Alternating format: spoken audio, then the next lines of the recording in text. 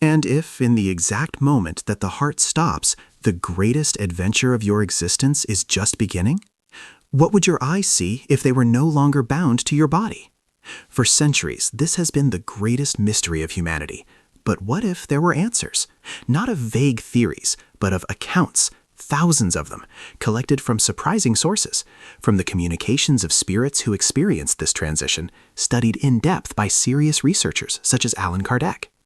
What they reveal about those first seconds after the last breath is so profound that it will challenge everything you imagine about the end.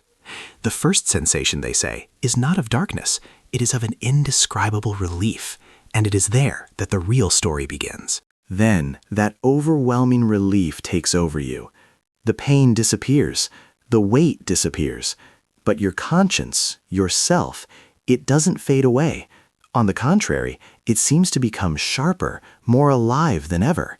And it is in that instant that one of the most reported phenomena occurs, both by spirits in mediumistic communications and by people who have returned from near-death experiences.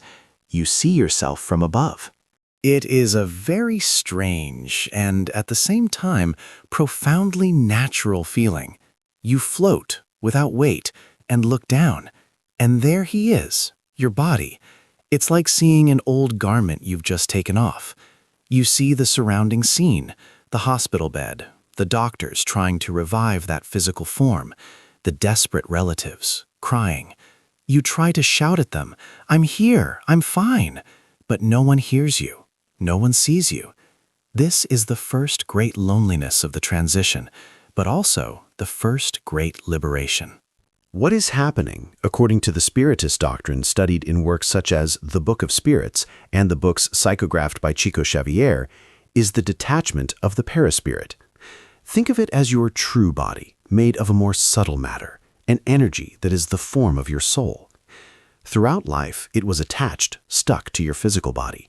At death, these bonds, which spirits call fluidic bonds, break. But be careful, it is not always a quick and sudden snap. The speed of this detachment depends greatly on the person's state of consciousness. Imagine a deep attachment to material things, an obsessive love for possessions, or even a paralyzing fear of death.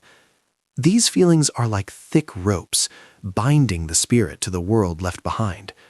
The person may remain there, hovering for days, weeks, without understanding that they have died, trapped in the places and people they love, seeing life continue without them and feeling a terrible anguish.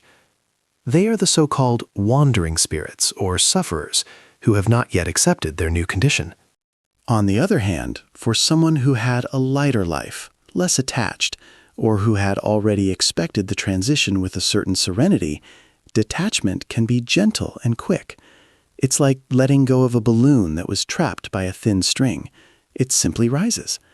And it is in that moment of floating, of strangeness, and of discovery that something fundamental happens.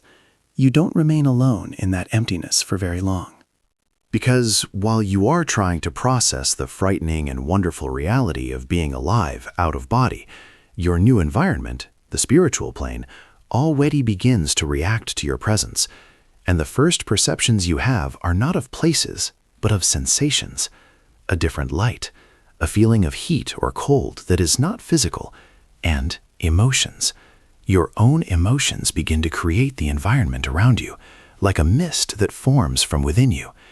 And it is then that you perceive instinctively that you are being observed. Someone is coming. But who? And from where? The answer to that question will depend entirely on what you carry within you at that exact moment. You were there, floating, feeling this mixture of confusion and relief when a new perception begins to emerge. It is not a sound nor a clear image at first. It is a presence. Something changes in the environment around you, as if the air becomes denser with goodness. And then, forms begin to become visible. They are not angels with Renaissance-style wings. They are people, faces that you know. It may be your grandfather, who passed away years ago, but now with a tranquil expression, without the marks of illness. It may be a childhood friend that you didn't even realize had left. Or In many cases reported in the works of André Louise, psychographed by Chico Xavier, they are specialized spirits, benevolent spirits who wear a kind of simple robe and emanate a calmness that is almost palpable. They come to soothe.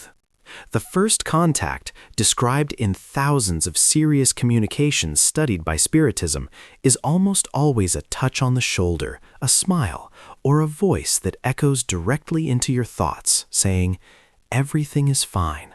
The struggle is over. Come with us." Imagine the emotional impact of that. A second before you felt lost, invisible, perhaps terrified, and suddenly you are recognized, you are seen, and more importantly, you are awaited. This encounter at the threshold, this bridge between the two worlds, is one of the most profoundly human moments of all transition.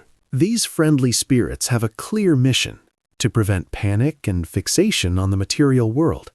They explain with infinite patience what happened. They show you the fluid cord, now broken, that was keeping you attached to the physical body. They help you understand that you are not that body, that you are alive, but in a new dimension of life. For many, this is the moment of crying, but not of sadness. It is the crying of a liberation understood, of a renewal that will heal an old wound of longing. But here comes a crucial detail that spiritual mentors always emphasize. They cannot force anything. They offer their hand, but you must be willing to accept it.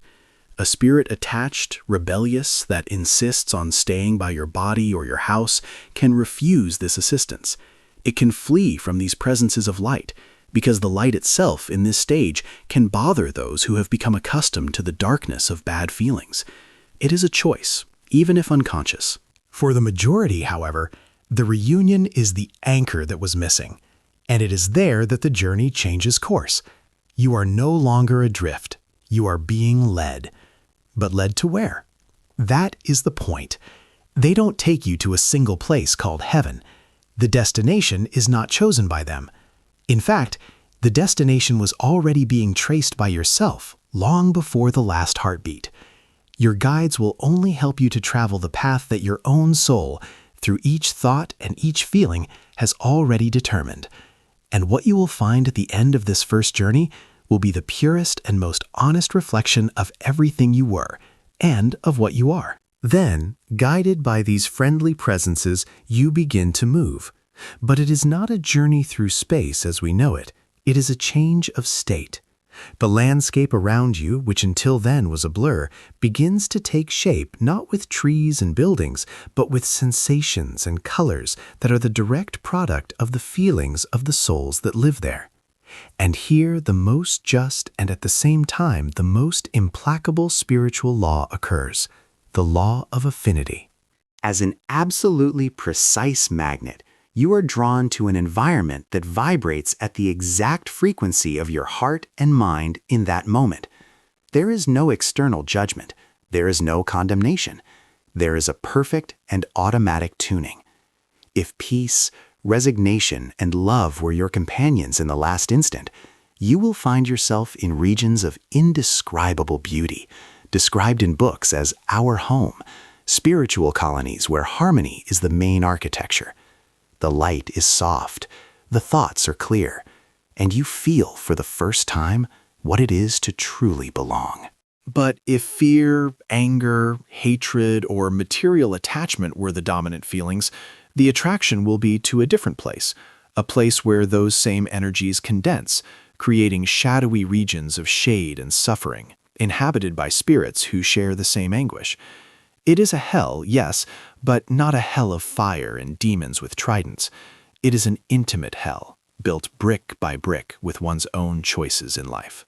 This, however, is not an eternal destination. It is your first dwelling. Spiritism, based on these communications, shows us that death is only the entrance to an existence where growth continues.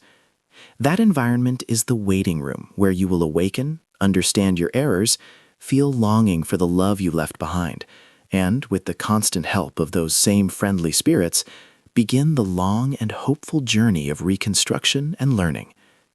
The end of physical life, therefore, is only the beginning of the greatest adventure of the soul, the search for the light that, deep down, has always been within you.